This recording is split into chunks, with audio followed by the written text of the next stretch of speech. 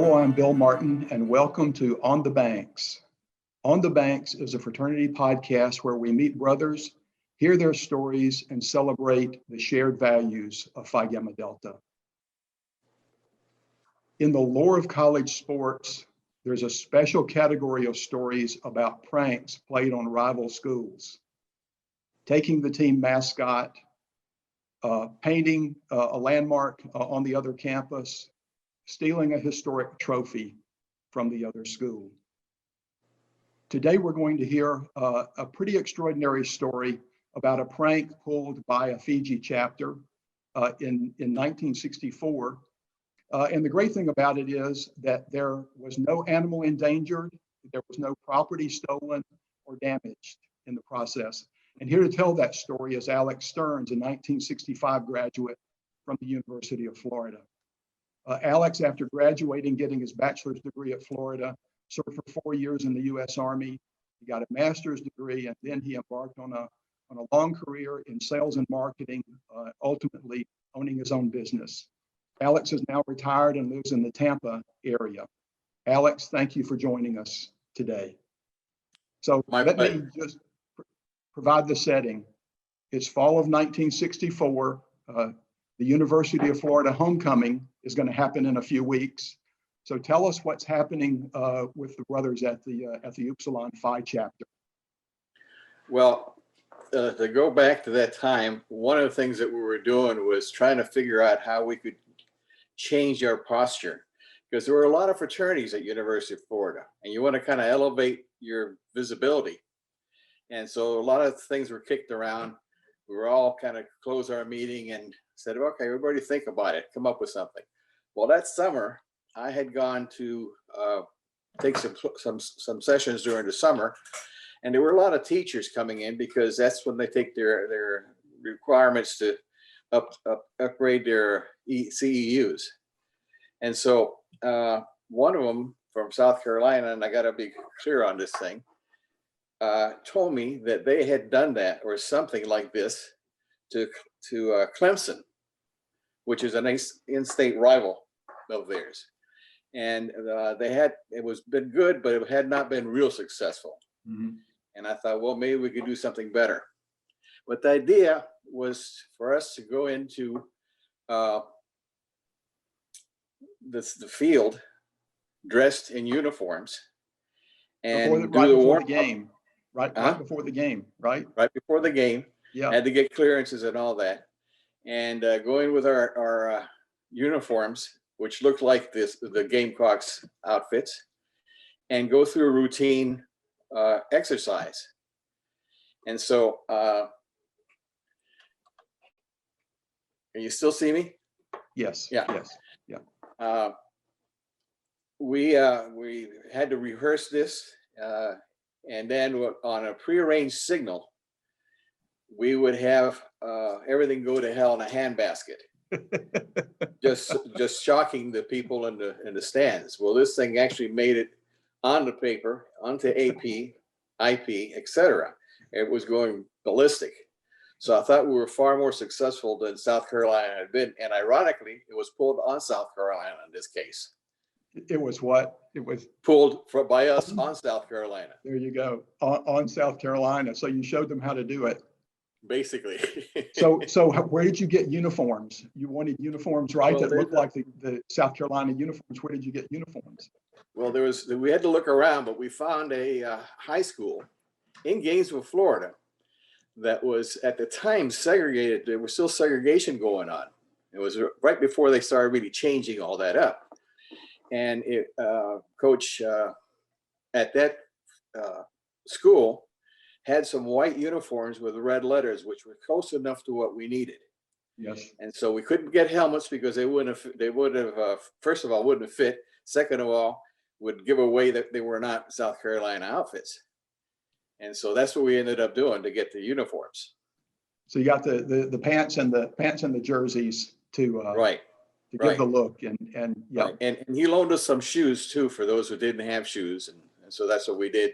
And we had some that had tennis shoes.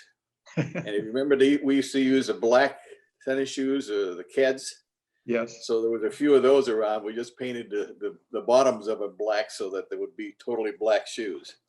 So how many brothers were in the chapter, and how many brothers participated in the prank, were in uniform? At that point, I think we had just shy of 50, because 50 was a cutoff point where you would get to went to another section of the intramural sports. Yes. And we were just about to make it, but weren't quite there. Probably we had probably about, I'm gonna say about 42 or so. Yes. But we had 33 actually come on the field. So that's a pretty good portion of the brothers. Now, that was a time before 300-pound linemen and 250-pound linebackers. You know, players Right. at that time were not oversized the way so many of them are today. But even given that, did the brothers look like football players? Because part of the prank was you start out kind of looking legit, and then you go into the fun part. That's right. Yeah. And what we did is we divided them up. So you had the bigger guys acting as linemen. Yes. And then we had the thinner guys being receivers and being, kickers, etc. And we had to look for somebody who could kick. Well, we had somebody who could kick. He was a pretty good punter, Yeah. and convincing enough that it kind of opened up eyes when he started kicking. And we had a passer, a big, tall guy by the name of John Ditzler, that had a great arm. And so that kind of opened up eyes also. So we were doing things looking pretty good. Yes, you had enough people who had played football and had football skills to give that legitimate look for a bit. Right? Exactly. Yeah. In fact, what we did is we had my roommate, Frank Manning, had played in high school as a lineman. And so he was teaching all the people who would be linemen. We had a guy that had played running back, Charlie Overstreet, and he took over all the runners and all that, the receivers.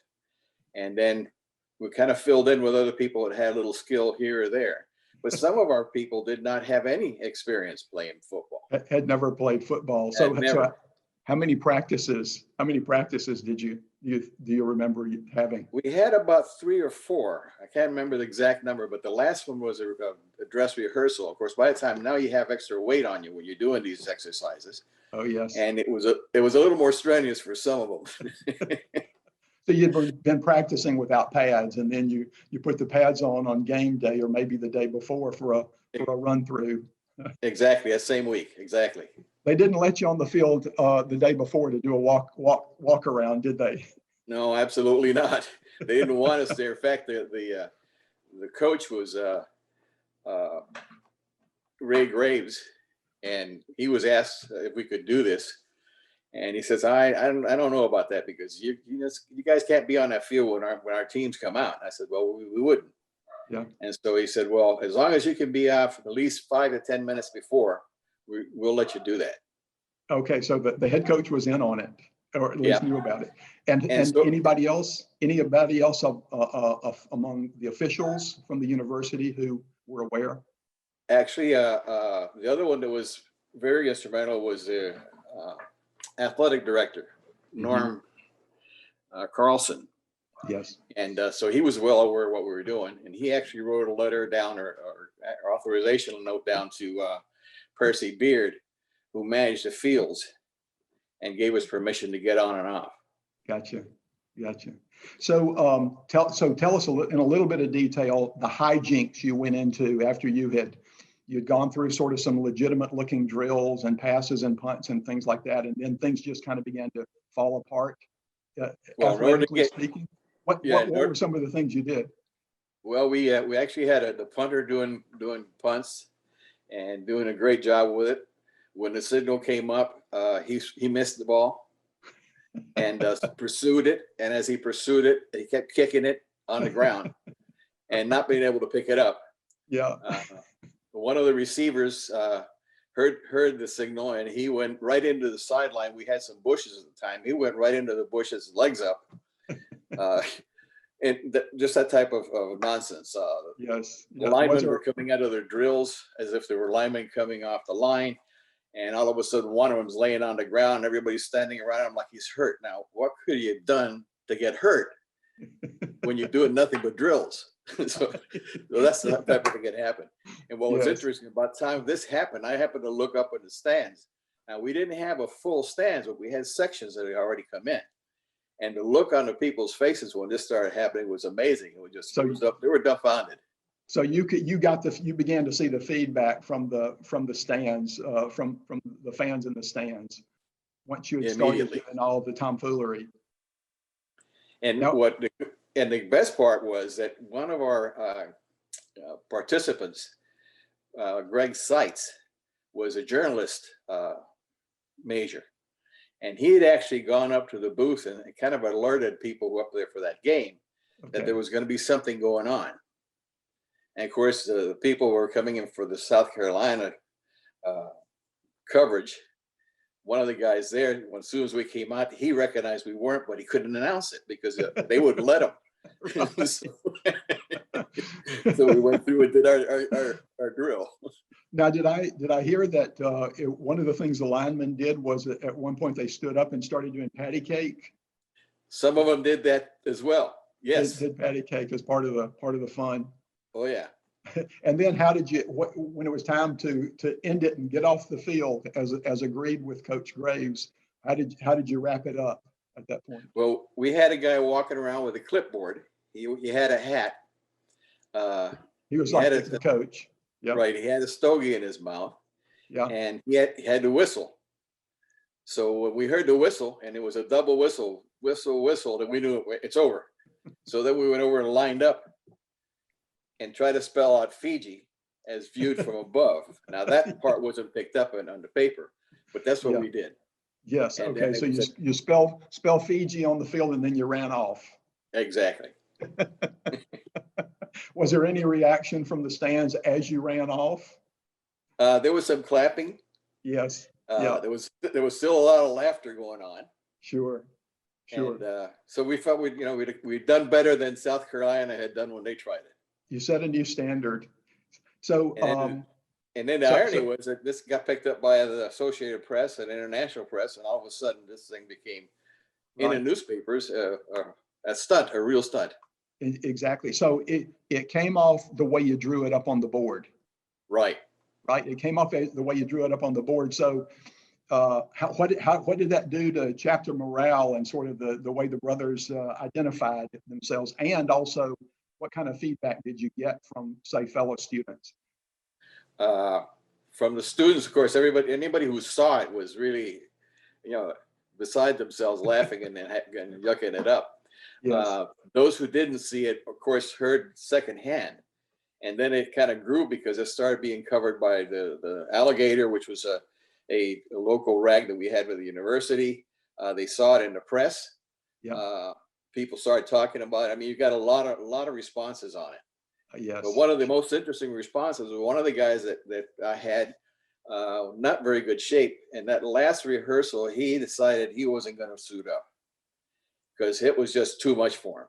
Yeah. And I said, that's fine. There's no problem with that. I said, but you get to escort our dates up under the field, up to the stands, because the rest of us can't do it. Right. So he said, oh, that's great. He said he had fun doing that. But then after we did it, he said, I don't know if it would have been more fun doing it or watching it. Yes, sure. Which to me was a good compliment because he didn't do it, but that's how he felt about it. Well, that's the kind of thing where if I saw another fraternity do that, I would say, I wish we had thought of that. Yeah. Right? Yeah. Right. Everybody else was building floats or making displays and stuff for homecoming, and you all pulled off probably one of the most extraordinary historic pranks in the history of Gator sports. It probably is, but the irony is the only place we saw it was for Norman Carlson. Went in and had it put into the Alligator, so you had a review on it, and then he did it again years later. Yes, sure. Before he left, he went ahead and published some of the information that I put together. Right. It was like 40 years later, looking back, a look back. Sure. Right. And this guy has to be something that the brothers who were involved just continue as you come back for pig dinners and see each other. It's got to be something that you just continue to celebrate and look back on as one of the great memories of your time in fraternity. And it was kind of fun because people would have heard of this but not been there, And so Yes. guys would be dating a girl for the first time and they say, well, you're the guys that did this. And they'd say, and I was on the field. Right. And I was there. Right.